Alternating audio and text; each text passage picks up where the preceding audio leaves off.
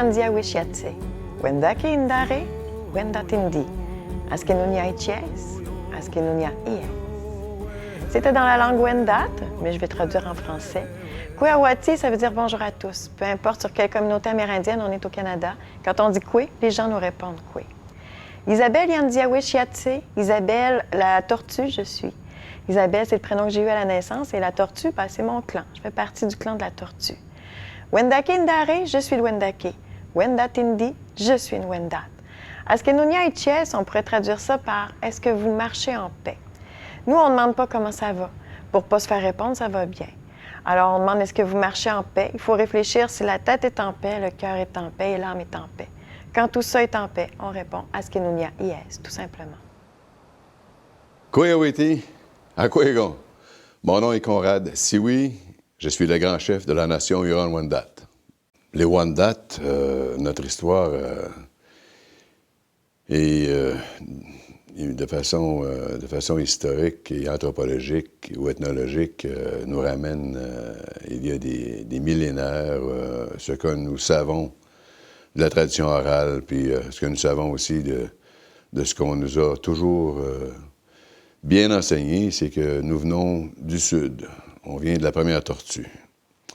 On a fait le grand voyage lorsque la deuxième tortue, l'Amérique du Nord, cette deuxième tortue-là a émergé des glaces, a émergé de l'eau. Et on a fait le grand voyage, donc je disais, jusqu'au Grand Lac, jusqu'au cœur de la deuxième tortue. Dans le grand voyage, on a amené avec nous tout ce qu'on faisait en bas, dans le monde des Mayas, des Incas, des Aztèques et des populations plus au sud encore. Donc, on a transporté avec nous autres le maïs, les courges, les fèves, le tabac, fleurs de soleil, toutes les plantes qui, aujourd'hui, sont la base de notre alimentation, de notre commerce, de notre culture, de notre relation avec l'environnement, avec le spirituel aussi. Alors, on s'est installé au Grand Lac Huron, le Grand Lac Ontario. Ontario, ça veut dire le plus beau lac. Et au Grand Lac Erie, le Grand Lac Erie, ça veut dire le Cougar, le peuple du Cougar. Bon, les traditions, c'est le cœur d'une nation. Une nation commence par interpréter son histoire, commence par interpréter d'où elle vient, qu'est-ce qui fait qu'elle est distincte, qu'est-ce qui fait qu'elle a à se battre pour une langue, pour une vision, pour une spiritualité, pour des valeurs. Teariula Yatsi, Michel Savard, Ndi Yandiawishi Wayutukuta, Wendat Ndi. Je m'appelle Théa-Réoulin, Michel Savard, je suis du clan de la Tortue, je suis de la nation Wendat, puis je viens de Wendake. Le lieu où on est présentement, c'est une reproduction d'une ancienne maison longue qu'on pouvait retrouver au 18e, 17e et avant, durant bien des siècles avant, ce genre d'habitation-là où ce que nos ancêtres vivaient. La maison longue où ce que je participe depuis une trentaine d'années à des fêtes, toutes sortes d'événements, en fait. C'est un bâtiment qui est vraiment moderne.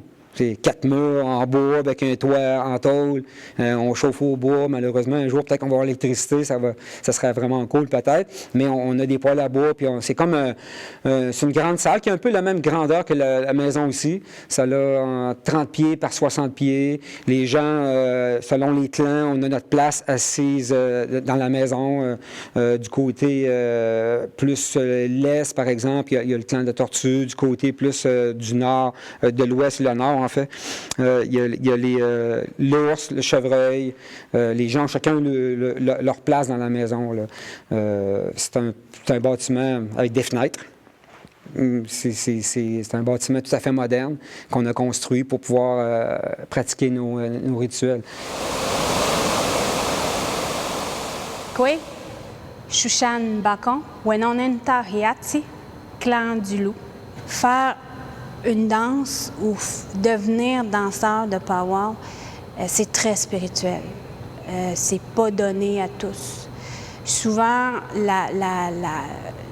le danseur rêve, avant même de devenir danseur, il rêve qu'il danse, qu'il porte un habit, puis qu'il pousse à aller se confectionner l'habit, ce qu'il a vu dans ses rêves. Ce qui me charme dans la tradition Wendat, c'est une société qui est matriarcale.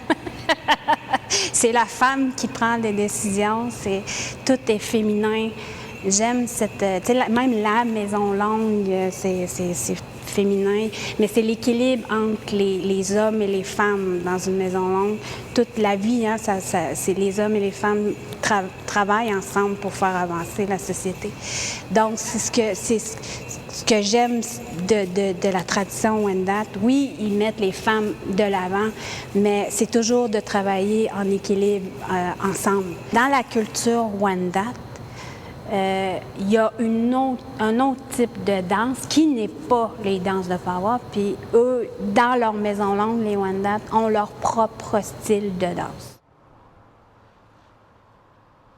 Kueweti, Andawa Yati, Wendat Endi, Wendaki Endare. Askanonia Ishes, Askanonia Ies.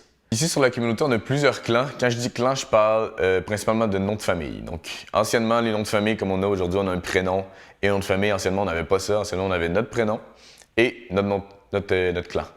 Donc, le clan, parce que c'était souvent des noms d'animaux. Anciennement, on en avait 14 clans dans la nation Wendat. Aujourd'hui, on en est seulement 4. Les 4 clans qu'on a aujourd'hui, on a le clan du loup, le clan du chevreuil, le clan de l'ours et le clan de la tortue.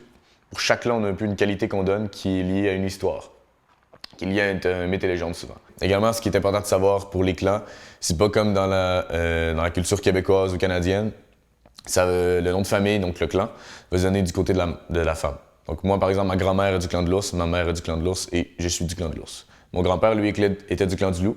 Quand il s'est marié avec ma grand-mère, il est devenu du clan de l'ours.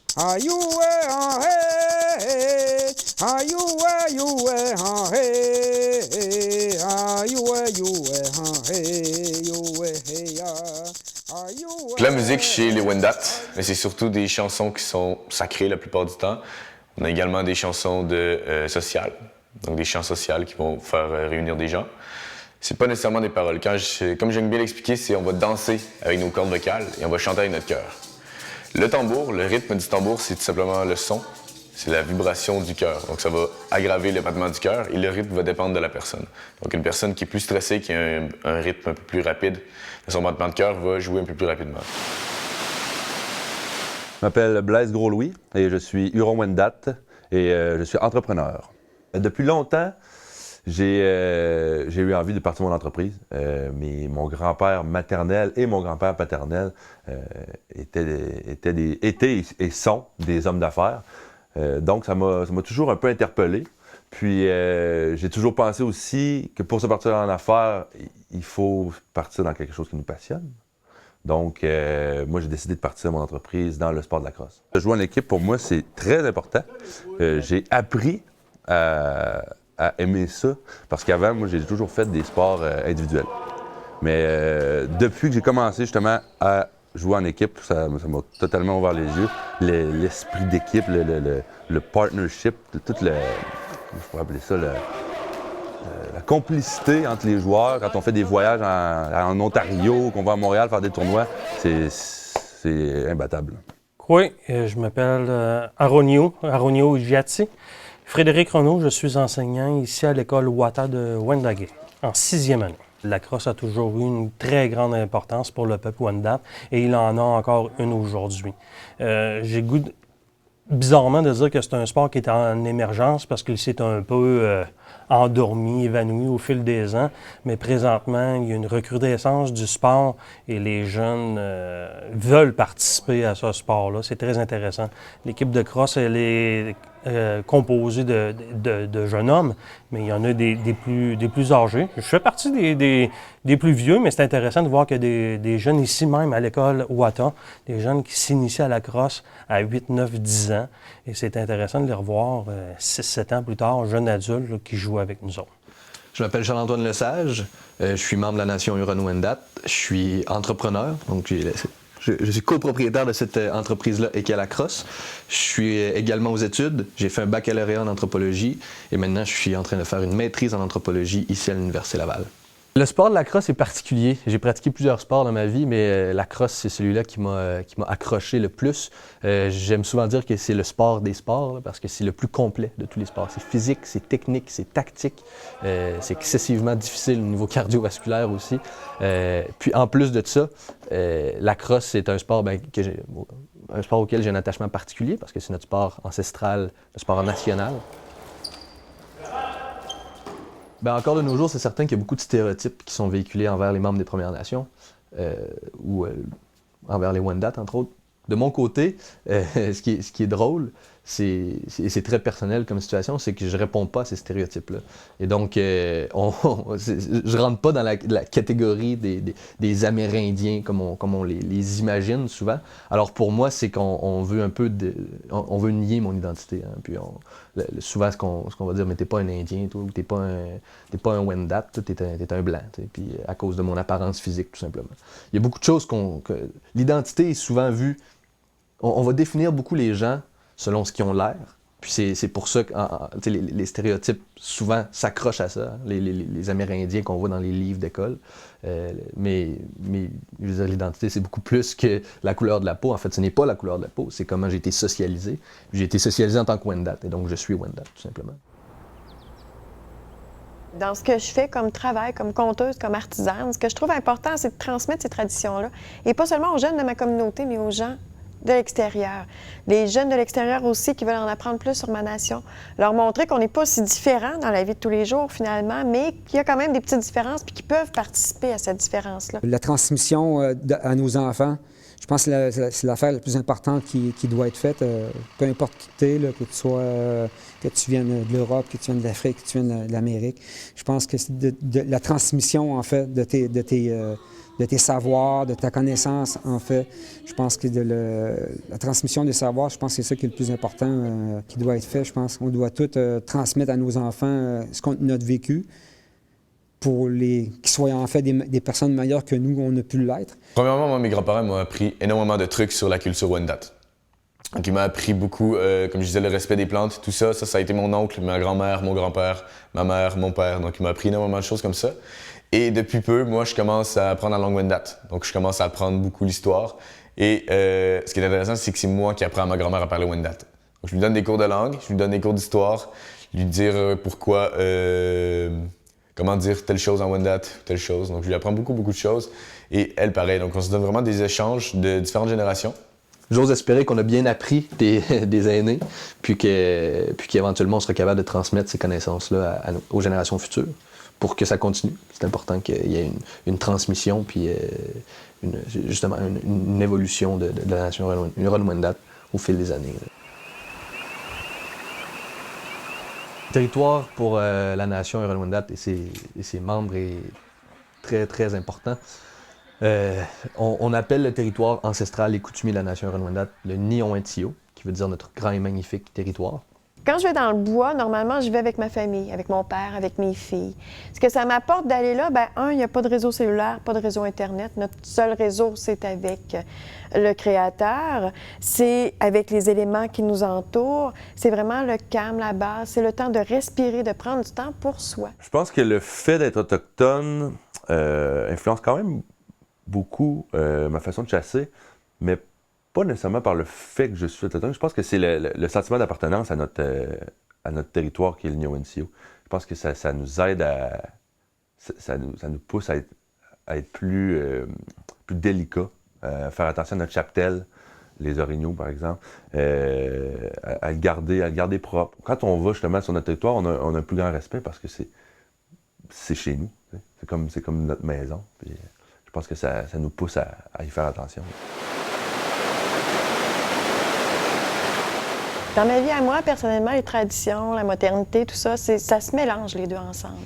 Alors, je vais autant faire des feux dehors chez nous pour perpétuer les fêtes et tout ça, comme je vais aller à la chasse aussi, traditionnelle, sauf que je vais aller à l'épicerie aussi pour m'acheter un bon steak une fois de temps en temps. Là. On mélange les deux vraiment très bien. J'aime ça penser qu'on n'est pas que traditionnel, on n'est pas dans les Wendat, on n'est pas dans la tradition, mais qu'on est bien dans le monde d'aujourd'hui. On est contemporain, on n'est pas moderne. Donc moderne, c'est une caractéristique sociale ou sociétale. C'est la caractéristique, entre autres, des sociétés occidentales. Mais donc, on est contemporain tout de même, on appartient au présent, mais on a simplement des spécificités culturelles. On est différent culturellement, que ce soit le territoire ou que ce soit la crosse. On a nos propres spécificités culturelles. Mais donc, c'est pour ça qu'il y a peu de choses que je considère traditionnelles. Je les considère simplement Wendat.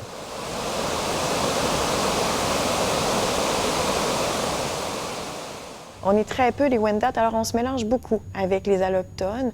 Mais j'aimerais ça que les gens connaissent, les Allochtones connaissent la réalité, vraiment, de c'est quoi être un Autochtone. Que c'est pas seulement avoir la carte, avoir des droits et tout ça, mais c'est d'être pris dans un territoire aussi de 2 km².